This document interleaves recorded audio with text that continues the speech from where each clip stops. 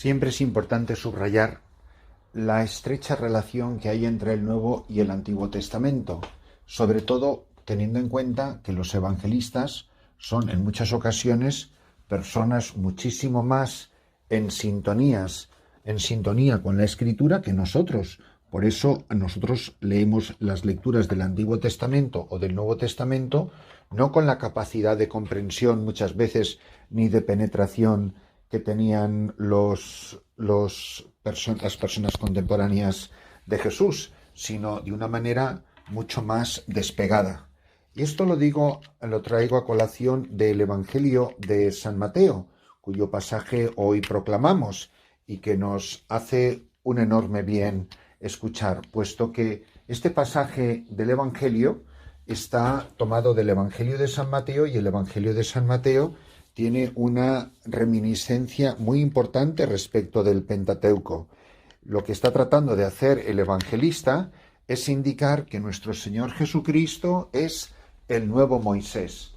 Así como Dios dio en el Antiguo Testamento la ley por medio de Moisés en los 5 libros del Pentateuco, el Evangelio de San Mateo está dividido en estos grandes bloques.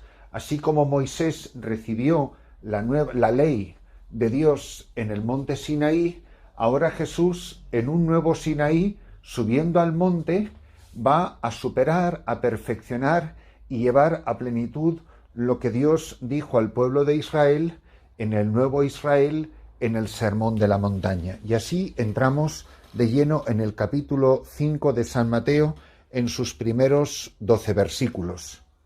En aquel tiempo, cuando Jesús vio a la muchedumbre, subió al monte y se sentó. Mirad, como Moisés sube al monte al encuentro con Dios, así nuestro Señor Jesucristo sube a la montaña para hablar al pueblo en nombre de Dios, con la novedad radical de que Él es Dios mismo que habla a su pueblo en Jesús de Nazaret, el Hijo de Dios. Él es Dios hecho carne, es el mismo Dios que ha bajado a la cima del monte y va a hablar a su pueblo con palabras definitivas, palabras para siempre. Y además dice que se sentó. Siempre digo que en el Evangelio no hay nada superfluo, ninguna palabra está de más, todo significa algo, todo está inspirado por el Espíritu Santo. Sentarse no es señal de que una persona está cansada de subir a la cima de una montaña. Sentarse es una señal de autoridad, es señal de que alguien va a hablar con poder, con una palabra eficaz, alguien que está autorizado a enseñar, no solo a enseñar en nombre de Dios, sino que es el mismo Dios el que enseña a su pueblo y comienza a dar la ley del nuevo pueblo, la ley que va a gobernar la nueva alianza, el nuevo y definitivo pacto entre Dios y su pueblo. Dichosos los pobres, empezó enseguida a enseñarles. Dichosos los pobres de espíritu, porque de ellos es el reino de los cielos. Dichosos los que lloran, porque serán consolados. Dichosos los sufridos, porque heredarán la tierra. Dichosos los que tienen hambre y sed de justicia, porque serán saciados. Dichosos los misericordiosos, porque obtendrán misericordia. Dichosos los limpios de corazón, porque verán a Dios. Dichosos los que trabajan por la paz, porque se les llamará hijos de Dios. Dichosos los perseguidos por causa de la justicia, porque de ellos es el reino de los cielos. Dichosos seréis cuando os injurien y os persigan y digan cosas falsas de vosotros a causa mía. Alegraos y saltad de gozo, porque vuestro premio será grande en los cielos, puesto que de la misma manera persiguieron a los profetas que vivieron antes que vosotros. Mirad, la palabra de Dios nos presenta el comienzo de lo que se llama el Sermón de la Montaña, que se extenderá a lo largo de estos 5 capítulos, como un nuevo Pentateuco, como una nueva y definitiva revelación. Esto es lo que marca el sentido de la palabra de Dios. Y nos presenta un nuevo modo de vivir.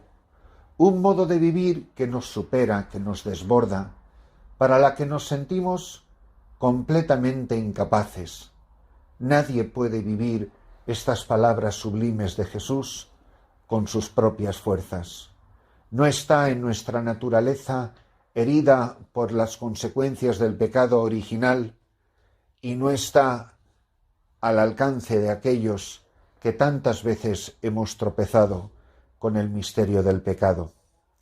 Por eso, cuando escuchamos bienaventurados los pobres, o los que tienen hambre y sed de la justicia, o de los que son misericordiosos, de los que lloran, de los que son limpios de corazón, o trabajan por la paz, o son perseguidos por causa de la justicia.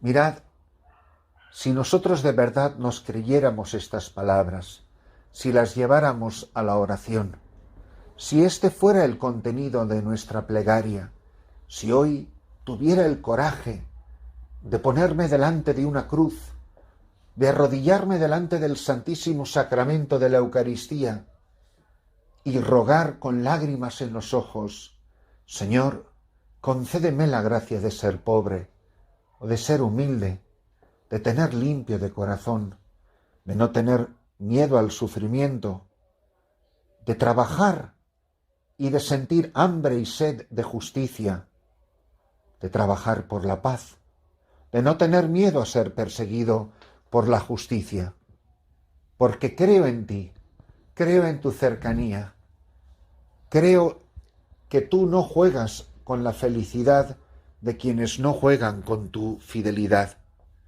de que tú me quieres y me amas, y que no voy a ser un desgraciado si soy pobre o misericordioso o trabajo por la paz.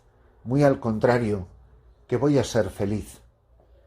Que precisamente en esto consiste la palabra dichosos, en esto consiste el llamarnos bienaventurados. Benditos nosotros, mis queridos amigos, mis queridos hermanos, si de verdad nos creemos estas palabras del Evangelio, las bienaventuranzas, el sermón de la montaña. Dichosa tú que has creído, le dice Isabel a María, dichosos vosotros, dichoso yo, dichosos todos, si de verdad como María damos credibilidad a la palabra que hoy se nos revela.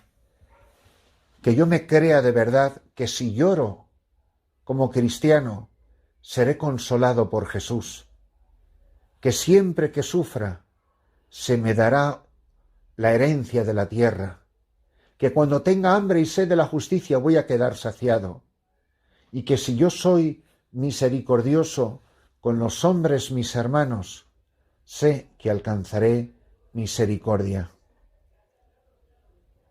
Dichosos los limpios de corazón, porque sé que si tengo limpio el corazón, te veré cara a cara, y no tras el umbral de la muerte, sino que te veré cara a cara aquí y ahora, porque contemplaré tu rostro, y te podré reconocer en la bendita Eucaristía, y en los hombres mis hermanos, y en los demás sacramentos, y en los pobres, y en los que lloran, y en los que sufren.